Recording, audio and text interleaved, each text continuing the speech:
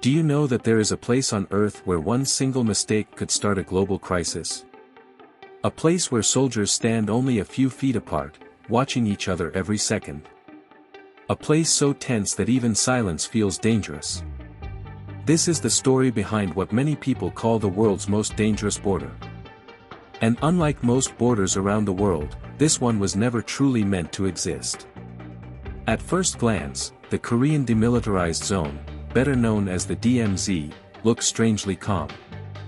There are green hills, empty roads, quiet buildings, birds flying freely over the landscape. But beneath that silence lies decades of fear, tension, and unfinished war. Because technically, the Korean War never officially ended. And that single fact changes everything. To understand why this border became so dangerous, we need to go back to the end of World War II. Before Korea was divided, it was one country with one people, one language, and one shared history. But after Japan lost control of Korea in 1945, global powers stepped in. The Soviet Union occupied the north. The United States occupied the south. At first, the division was supposed to be temporary. A simple political line. But temporary divisions have a strange way of becoming permanent. And as the Cold War intensified, the two sides began moving in completely different directions.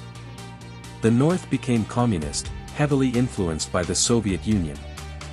The South developed separately with support from the United States. Over time, two governments emerged. Two political systems. Two completely different visions for the future. And eventually, tension exploded into war. In 1950, North Korean forces crossed the border and invaded South Korea. What followed was one of the deadliest conflicts of the 20th century. Cities were destroyed. Millions of civilians were displaced. Families were separated forever. And powerful nations quickly became involved. The United States entered the war in support of South Korea. China later entered in support of the North. Suddenly, the conflict was no longer just about Korea. It became part of a much larger global struggle. The world watched nervously as the fighting intensified. And for a moment, many feared the conflict could trigger an even larger war between global superpowers. After years of brutal fighting, both sides eventually agreed to a ceasefire in 1953. But there was one major problem. There was no peace treaty. The war stopped. But it never officially ended. And that's why the DMZ exists today. Not as a normal border between peaceful neighbors. But as a heavily guarded line separating two sides still technically at war. The DMZ stretches roughly 160 miles across the Korean peninsula. And despite the name, demilitarized, it is surrounded by enormous military presence on both sides. Thousands of soldiers remain stationed nearby. Guard towers watch every movement. Fences, landmines, surveillance systems, and hidden defenses cover the area. In some locations, soldiers from North and South Korea stand only a short distance apart, staring directly at each other. Sometimes without saying a single word. For decades. One of the most famous locations inside the DMZ is the Joint Security Area. This is the only place where soldiers from both sides stand face to face. The atmosphere there is unlike almost anywhere else in the world. Every movement is carefully controlled. Every gesture is monitored. Even standing incorrectly can create tension. Visitors who enter the area are often given strict rules before stepping inside. No sudden movements. No pointing. No aggressive behavior. Because in a place like this, even small misunderstandings can become dangerous very quickly, and over the years, there have been many dangerous moments. Gunfire exchanges. Border violations. Military standoffs. Defections. Underground tunnels secretly dug beneath the border. Some tunnels were allegedly designed to allow rapid military movement into the south without warning. The discovery of these tunnels shocked many people and increased fears of sudden conflict. Even today, both sides continue monitoring each other constantly. Always watching. Always preparing. Always suspicious. But what makes this border truly different is not just the military presence. It's the psychological tension. North and South Korea are not separated by oceans or continents.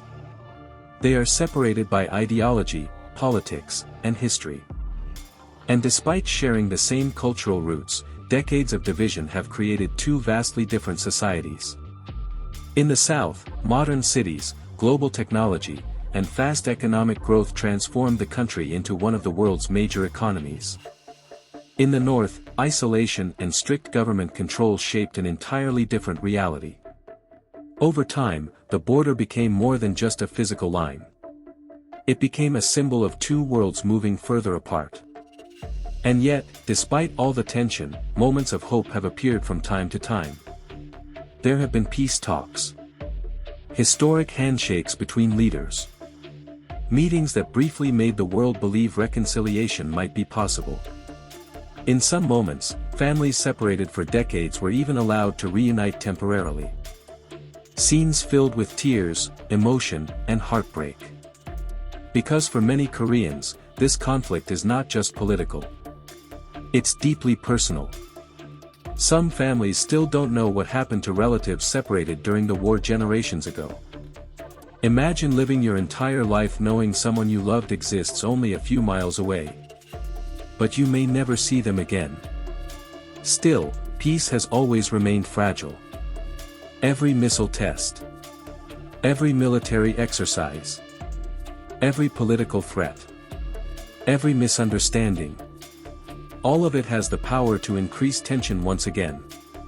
And because major world powers remain connected to the region, even a small conflict could have global consequences. That's one reason the world watches this border so closely. Not just because of what it represents today, but because of what could happen tomorrow. And strangely, nature itself has begun reclaiming parts of the DMZ. Because humans rarely enter certain areas, wildlife has flourished there. Rare animals now live in zones once filled with war. Forests have grown across abandoned sections. In a strange way, one of the most dangerous borders on Earth also became an accidental sanctuary untouched by modern development.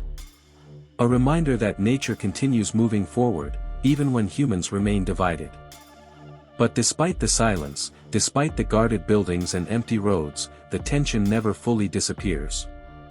Because technically, this conflict still has no true ending. Only pauses.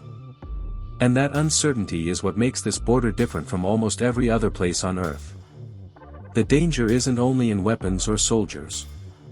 It's in the fact that nobody truly knows what happens next. Do you think borders like this can ever truly disappear, or do divisions become permanent once history pushes people far enough apart? Let me know your thoughts in the comments. And if you enjoy documentaries exploring hidden history, global tensions, and the stories shaping our world, consider subscribing. Because some of the most important stories on Earth are the ones still waiting for an ending. And the story of this border may still be unfolding right now.